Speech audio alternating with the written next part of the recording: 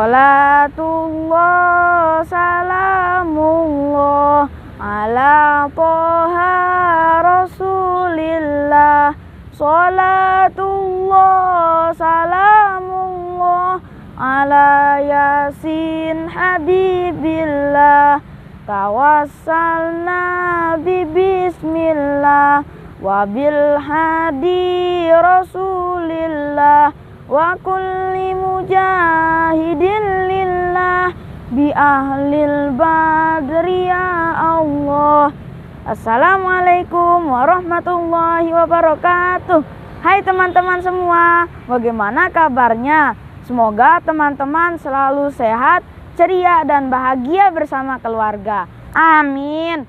Perkenalkan, nama saya Azkar Rafan Arif, biasa dipanggil Rafan, kelas 6 Al-Farabi di SDIT Anak Soleh Mataram. Di awal tadi, ada yang tahu nggak Rafan nyanyi apa? Iya, betul. Rafan nyanyi sholawat Nabi, nyanyi yang mengagungkan kemuliaan Nabi Muhammad SAW. Di video kali ini, Rafan akan menceritakan sejarah singkat kelahiran Nabi Muhammad SAW. Nah, teman-teman simak ceritanya ya.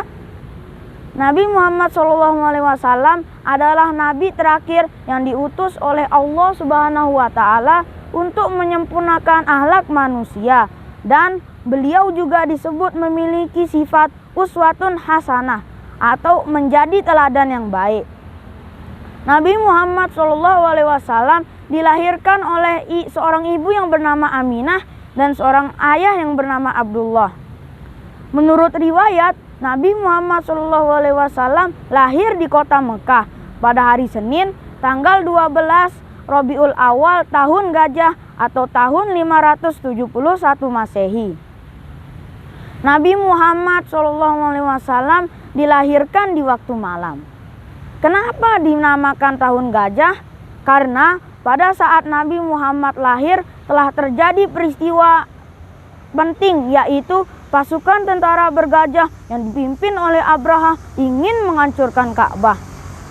Tetapi Allah Subhanahu wa Ta'ala mengirim segerombolan burung ababil untuk menghancurkan pasukan tentara bergajah tersebut hingga mereka kalah. Peristiwa ini diabadikan dalam Quran surat Al-Fil ayat 1-5. Pada saat masih di dalam kandungan, Nabi Muhammad SAW sudah menjadi anak yatim. Ayah Nabi Muhammad SAW meninggal ketika Nabi Muhammad berada di dalam kandungan berusia 6 bulan. Ayah beliau sendiri adalah seorang saudagar yang sering bepergian ke negeri Syam.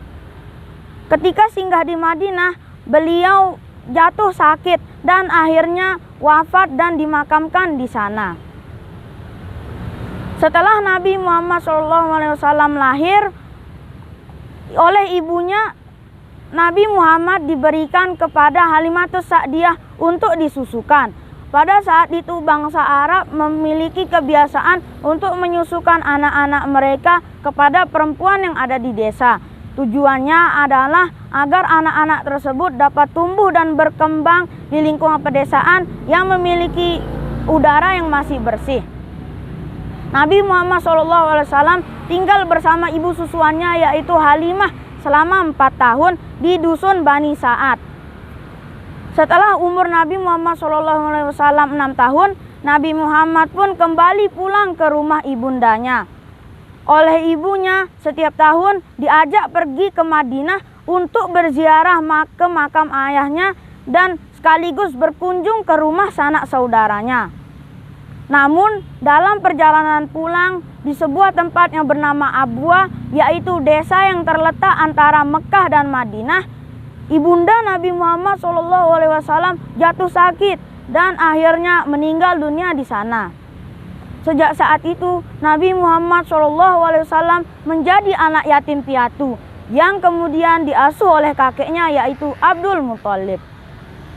Kakek Nabi Muhammad SAW adalah salah seorang yang terkenal di kota Mekah dan beliau sangat menyayangi cucunya.